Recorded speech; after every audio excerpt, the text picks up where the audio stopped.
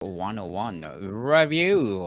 Book 101 is all about the books that I read for the last 40 years. And today I have my special guest. He's orthopedic researcher, healthcare advocate, venture capitalist, and policy expert with the mission to transform systems. No other than Cameron Sabet.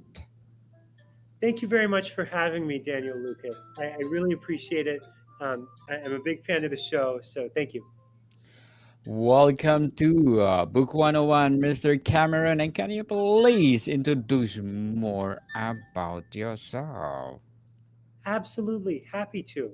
So I'm Cameron Sabet, as you mentioned, primarily an orthopedic surgery researcher and venture capitalist, and I do a lot of work in medical journalism. So I'm really interested in seeing how systems innovate and how they engage with just the broader public.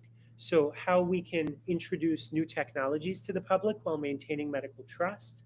Um, and a lot of those questions at the forefront of how innovation kind of attaches itself to the humanity of medicine. And so I did a master's in religion, and I studied a lot of these concepts of what is trust in organizations and systems, and I'm bringing that into the medical world now. Mr. Cameron Sabet, thank you so much for sharing your knowledge and wisdom to the world. And let's talk about the intersection of medicine, policy, and venture of capital in transforming healthcare are perfect for engaging for American citizens. Can you tell us about this topic? Absolutely. So, really, almost everything that you see around you was transformed in part by venture capital. It touches everything we do, um, even if informally and not through the industry itself. The philosophy behind venture capital, that there's someone there cheering you on as you're building something, is very different from existing um, notions of capitalism that are born in the US right now, where we have large private equity firms buying out other large conglomerates. And so when you have a venture capital firm, you're really investing in these early stage, someone's building something in their garage, someone's doing this and that, and you are at the bleeding edge of society. You are seeing everything that's going on. And especially starting out as a young person, just to be able to see all of these ideas unfolding in front of you is very exciting for your work as potentially a journalist or as someone on the front lines of healthcare. Me being a third year medical student, I'm able to see what's the newest thing that's going to come out. And that's particularly important in journalism, where you develop networks, where you can start to understand what's going on before your networks even know. Um, and so a lot of these spaces that I'm in are very exciting and very hot. And this is what's pushing society forward. Really, is venture capital and journalism to disseminate that information. They work hand in hand. Mr. Cameron, how do you fundamentally define the synergy between medicine, policy, and venture capital in driving meaningful healthcare transformation? Yes, that's a very good question. So, policy tends to have a um, connotation of being this reactive thing, um, and that's partially true. When there's enough public outrage that occurs, when there's a new medical innovation that's terrifying, like gene editing, embryos in the womb, then policy becomes very reactive and kind of it's always behind the eight ball. And so as soon as health insurers do something, until everyone starts freaking out about like the Luigi Mangione case, policy isn't going to change. And so policy is often seen as a stagnant kind of entity that follows innovation wherever it goes. And so journalism is the tether that keeps innovation not too far away from policy, because it keeps people, the lay public, aware of what's going on in these scientific circles enough that we can maintain this momentum for politicians to regulate it. And I think these three in particular, when they move together in synergy, are exceptional powerhouses of the medical establishment, and something that not a lot of doctors engage with. A lot of them consider themselves technicians, which is fantastic, and they become excellent technicians of the human body. But we have to remember that we're also technicians of society, leaders in the community.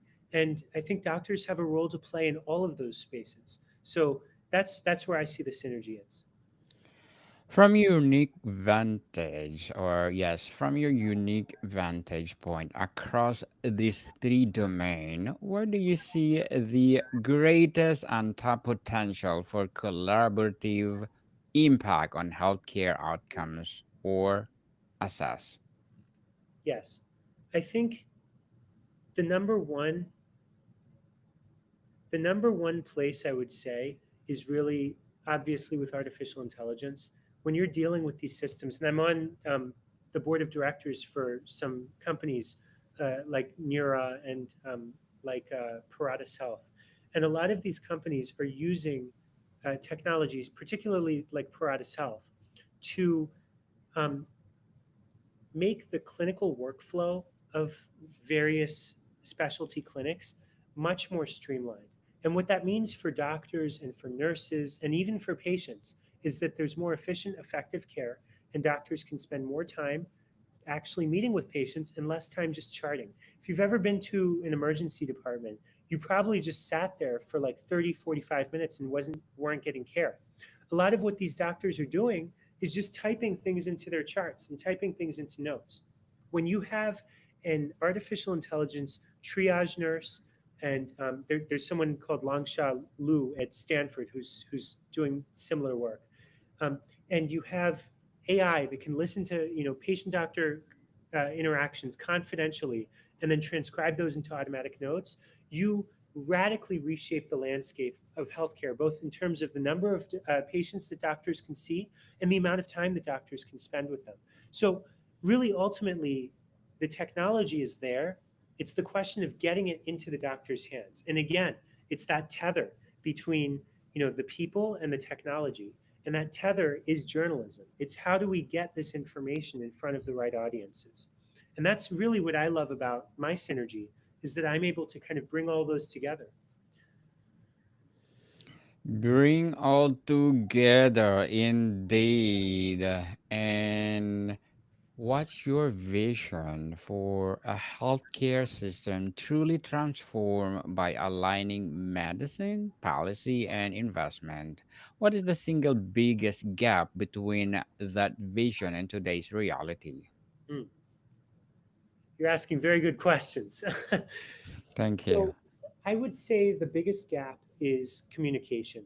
And communication is really the single biggest gap in anything that relies on human relationships, be it marriages or anything.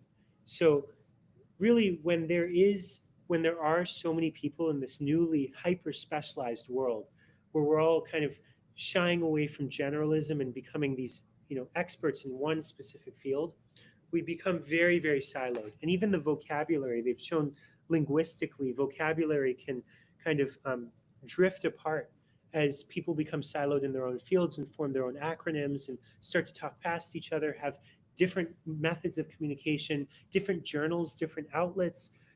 So, really, the biggest gap is how do we have everyone read one unbiased source? And that's really hard to do. And one may question if that's even a correct approach. So, really, what I would suggest is instead of going from the top down and just saying, you all have to read this, you know, these 5 articles that just came out, or these 5 new developments that just came out, everyone in medicine should read that. It should be more like everyone in medicine should just take take an active role in the fields that they themselves are leading. And what that means is go to the New York Times, write letters to the editors, correcting uh, pieces that editors have written about your field, and make sure that they're correct, because at the end of the day these people are editors and they're not experts in the field, and so there are always little things that they might miss on in your field. And if you can kind of write those or even start writing editorials about your own field, you'll be able to close those communication gaps between yourself, maybe investors who are trying to get into your field, and it just improves the synergy overall. Very well said, Mr. Cameron. Very well said. Thank you. Thank you. Beautifully articulated. I appreciate it. Beyond financial returns, what metrics should VCs, policymakers, and clinicians jointly prioritize to measure the real success of healthcare innovation? Yes. So the first thing I will say is um, clinicians get a lot of pushback from the general public because they're the most public facing members of the healthcare team. But behind one clinician, there are like 20 healthcare administrators and like 30, insurance agencies and pharmaceutical benefit managers that are profiting off of this whole thing. And so when people say, death to the medical enterprise, they're out for your money. I want to be very specific. Doctors went through 10 plus years of training to get to where they are. Um, with their talents, a lot of them might have been able to go into finance or anything else.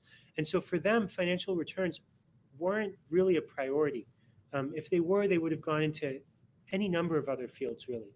A lot of these people, my classmates included, are very, very passionate about the field. So that's the primary thing is physicians don't really measure themselves by the financial returns. Um, in a similar vein, venture capitalists, yes, that's the primary goal of the field is financial returns. Um, Again, a lot of them are in it for the impact because they're not getting as much out of it as if they went into private equity or investment banking.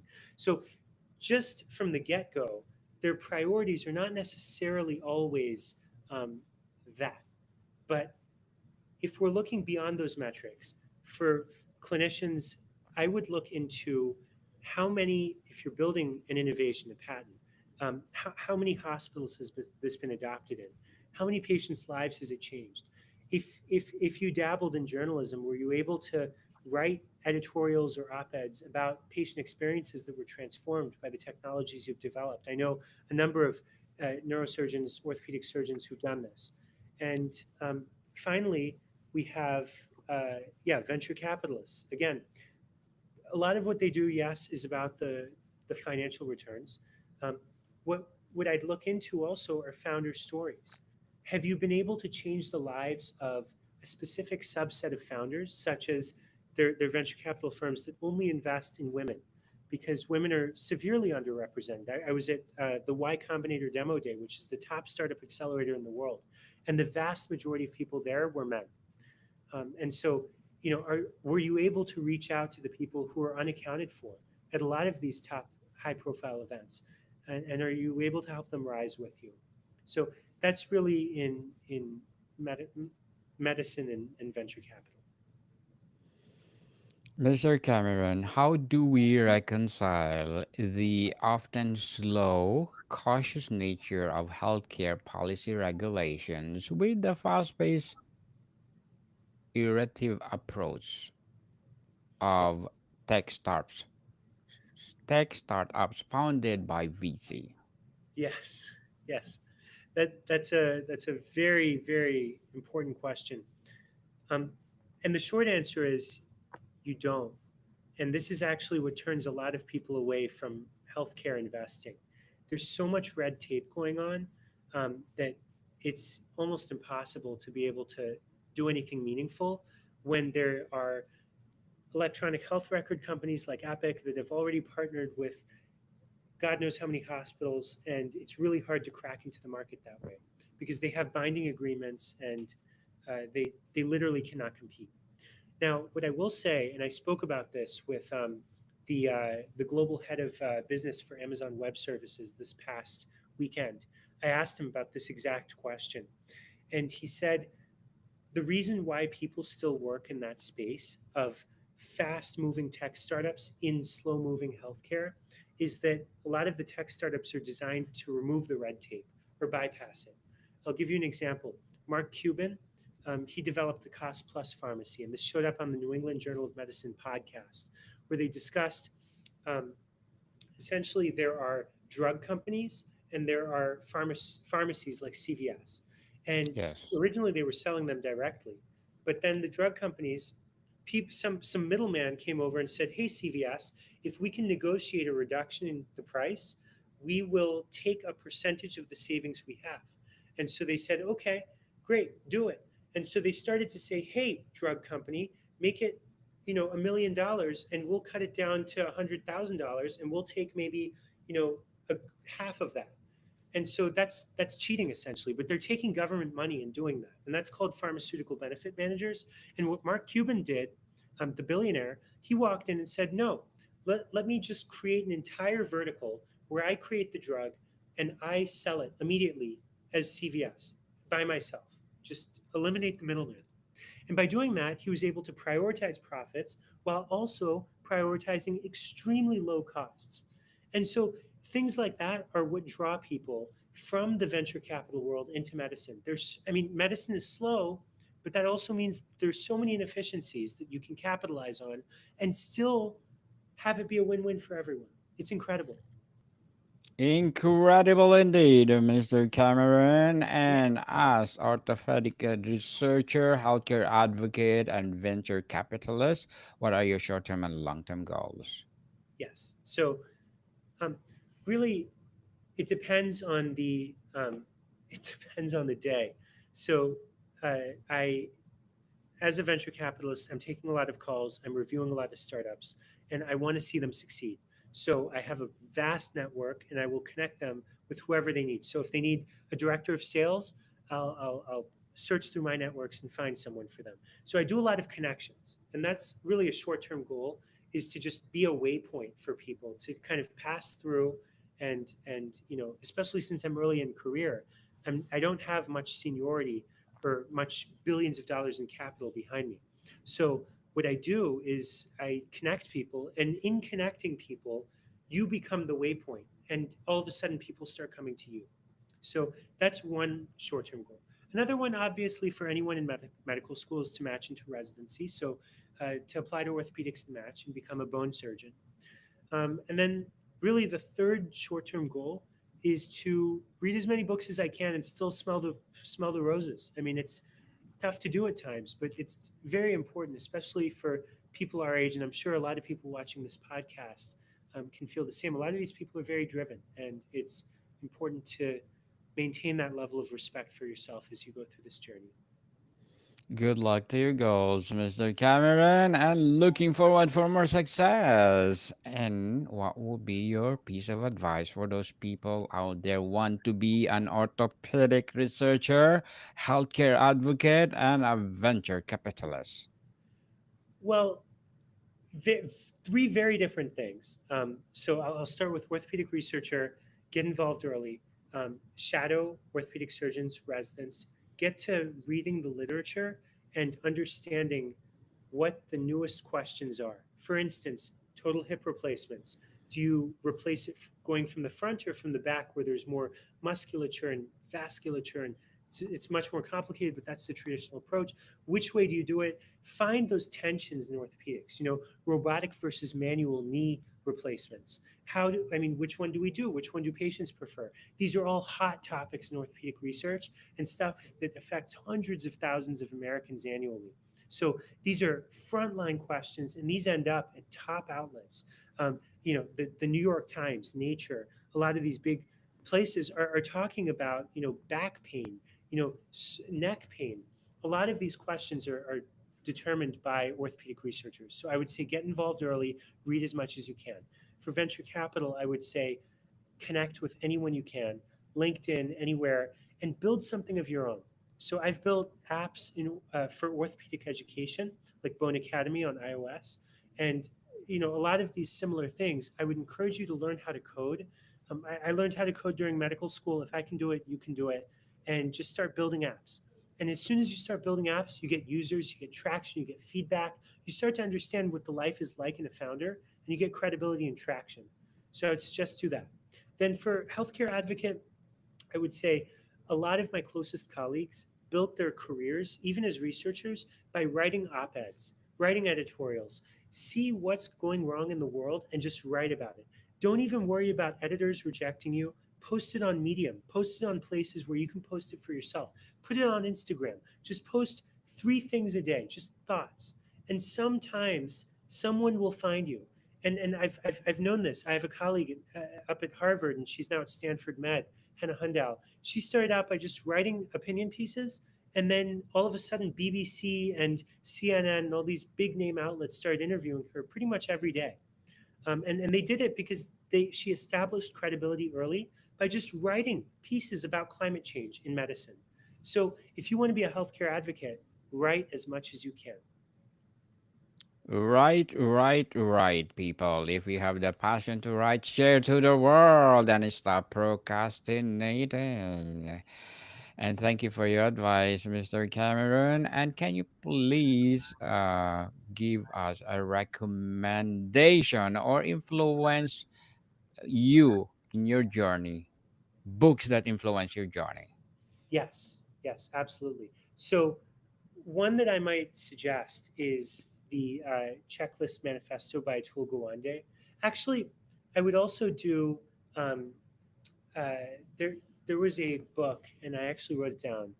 Um, where was it? Oh yeah, the Innovator's Prescription: A Disruptive Solution for Healthcare. And so this was really it was written by this man Clayton Christensen, who was a Harvard Business School professor, who coined the term disruptive innovation, and they brought this theory into surgery and medicine. So he had 2 physician co-authors, and he applied systems engineering thinking to show how tech innovation can upend traditional care, healthcare. And so many forms of surgical care are ripe for simplification, re-engineering, decentralization, just like a lot of other industries that resisted innovation initially until they were outflanked. And so, really, this is an engineering meets operating room kind of question. And to date, a lot of these questions have been siloed in their traditional fields. Engineers are working by themselves. Orthopedic surgeons are just cranking out, arthroplasties and thoracic fusions and their own procedures, and no one really talks to each other. So this is engineering meets operating room meets you. And so you, as the reader, can start to absorb these questions and start to understand how systems work in medicine, how systems change, and how tech gets influenced.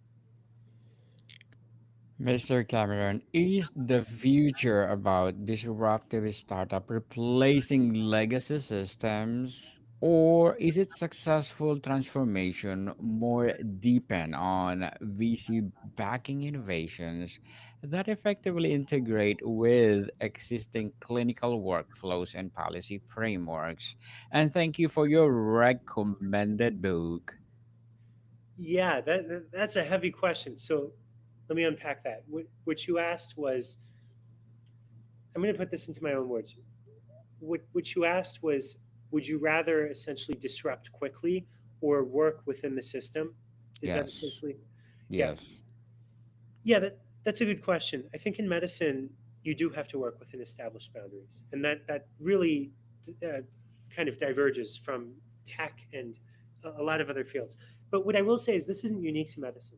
What we're seeing is, law, which is also heavily regulated, is getting completely paced by a lot of new AI startups and like Harvey AI. There's a lot of AI coming through, and what I'll say is in medicine, there is a momentum toward legacy, and we're seeing that also with um, hospitals that don't want to upgrade their electronic health record systems. So it takes like 30 seconds to turn on a computer because these systems don't have an incentive to update their systems because they have a monopoly on the market. And so they can just leave things to just kind of rot in the hospital. And so tech just kind of sometimes rots. And what happens is there's an undercurrent of, you know, nurses and doctors, they're frustrated with the lack of infrastructure and they push back against the hospitals. And so there's this push between cost effective minded administrators and doctors and nurses who want better care for their patients. And that push it's tough, and it sometimes goes like this. But every now and then there's a push, a swelling upwards, and generally the field will always swell upwards. And so what we're seeing is more and more, you know, tech gets pushed upwards, but again, it's through the positions that medicine offers. So it's through those legacy systems that you have to go through. The American Medical Association, a lot of powerful lobbying groups. There is no, we just release an app to the world. You wake up the next day and there are 12 million users, because they're not allowed to use it according to the red tape. And so you have to work through policies and administrators and a whole host of people that you may not even be aware of if you're an outside founder building into medicine. That's why I always like to invest in people who are in medicine, building things within medicine. Mr. Cameron, are there specific regions or countries successfully creating ecosystems that foster collaboration between these three forces? And what can others learn? Yes. So I'll give three examples. One is Germany, one's Austria, and one's China. Um, Germany and Austria have a great relationship between industry and medicine. And I think we can learn a lot about sometimes deregulating or less heavily emphasizing very slow processes toward innovation in the US healthcare system, because it really needs a revamp, as we can all agree. Now, specifically China. China has been very quick to take up AI. And as you may know, this was all over the news. They built an AI hospital with fully AI doctors. And this is really, I think, the future. Is we have fewer and fewer doctors managing more and more patients, which isn't a problem because there are more patients than need to be seen by any doctor. So we need, doctors who understand how to navigate these systems, managing very large, cost-effective enterprises of a lot of AI. And that's exactly what China's doing. A similar example is in India. My colleague Bob Jain, a Stanford medical student, went to India and saw that a lot of these robots had been inserting screws independently of the surgeon. So the neurosurgeon, which could also be an orthopedic spine surgeon, they do the same procedures besides durotomies. But the neurosurgeon sat there and opened up the spine, and opened up the skin and exposed the spine. And then the robot went in and put in the pedicle screws by itself. Like the neurosurgeon just stepped back, walked to the back of the operating room, just did this, and it literally did it. It put in all the screws and stabilized the spine. And the neurosurgeon just walked back up, closed it up, and just walked away. And my colleague was doing a biography of that, or a documentary of that in India. So, India, China, Australia, and Germany are really leading the charge, and they're doing that through sustained government investment in the private industries and deregulation of a lot of these, nasty things holding back the U.S. healthcare system from growing. We have so much, so many resources through venture capital and otherwise that we can deploy to become the top, surgeons in the world. Very well said, Mr. Cameron. Very well said. And before we wrap up our discussion for today, I'm inviting you to please do listen to my other podcast, people. My other podcast. And my slides for my other podcast is not available, so I'm inviting you to please listen to my one of my audiobooks, people, because Book 101 Review Volume 3 is on Audible, Book 101 Review Volume 2 selected, and Book 101 Review Volume 1 highly recommended. These are my products of my first season on Book 101 Review. And of course, my climate change book, Earth Fever, and Reveling Climate and Our Race to Restore Balance. And Thread of Existence, Weaving the Tapestry of Life, one of my self-help books. Life is too short, a journey of discovery, fulfillment, and joy. And Stand Tall, Stand Together, Breaking the Chains of Bullying, and available on Audible and one of the bestsellers. And Mr. Cameron, looking back at your journey bridging these worlds, what one key lesson learned that surprised you, and what advice would you give to someone aiming to operate effectively at this intersection? Yes. Um, I would say don't try to work smart. And this is something I heard from a different venture capitalist. Don't try to outsmart the system yet. Work hard to then work smart. Don't don't follow that whole idea of, work smart, not hard, because you hear that all the time, and you start to think, wow, should I be, you know, doing something besides what I'm doing right now? Is there a faster way to the top? How can I operationalize, what I'm learning right now? And what I'll say is, if you're in high school, if you're in college, now is the time to just put your head down and just work very, very, very hard at whatever you want to do. And as you work very hard, you'll start to develop heuristics for how to navigate the challenges in the workflow of your career. And so, if you're a financial analyst, you'll get better at analyzing different things. If you're a venture capitalist, you start to develop 13 different mental models for how businesses operate in your industry. And any kind of company that comes to you, you can put in any of those 13 boxes and assess exactly how they're performing relative to other companies at that funding round, at that stage of their company, how that company fares in relation to other companies. And so you've developed heuristics there. In medicine, when you work really, really hard, you start to understand, okay, this patient has heart failure. This is how we manage it. This patient has blah, blah, blah. This is how we've managed it before. And so, again, in every field, you start to get a little bit faster at your job, and don't try to be fast when you start, is what I would offer as my advice. Mr. Cameron Sabet, thank you so much for sharing your knowledge and wisdom to the world. So, can you please invite our listeners to support your advocacy as well as your projects that you are doing right now? Yes, yes, absolutely. So, Um, well, if you'd like to get involved, you can always email me at cameronsabet at gmail.com, or you can reach out via LinkedIn or Instagram at Cameron Sabet. And I'd love to get involved with, if you're building something, I'd love to see if we'd be interested in funding it. And if you are writing anything about healthcare, I'd love to see if I can help you write anything. Um, and if you're doing research, I can help guide you with that. And if you are doing any kind of journalism as well, I can guide you. I know a lot of editors at the New York Times, at the Washington Post, at the Smithsonian Magazine, at The Hill. So, really, any major outlet you want, we can try to get in touch with them, try to write pieces, and get your career launched. Yes, indeed.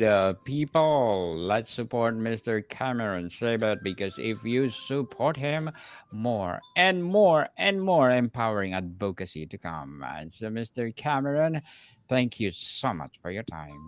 Thank you very much. I appreciate it. Thank you for having me. More to come, people. See you soon.